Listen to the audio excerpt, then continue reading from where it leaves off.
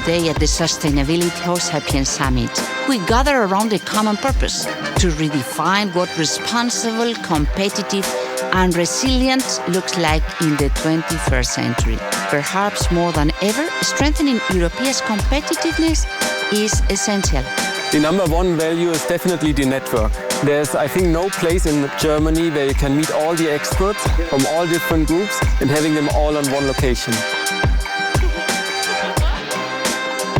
One of the great benefits as a retailer is just to see what other companies are doing, know that other companies have got the same challenges that we have, and be able to speak to them directly about their ideas around resolving them, because we're all running into the same pain points.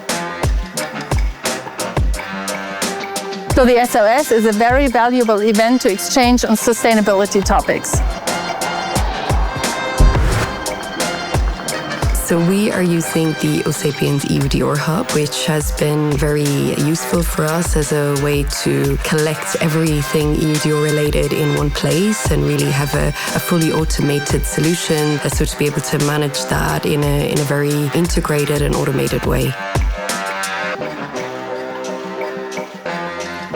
One planet tomorrow, one hub here today, and one network now. Thank you.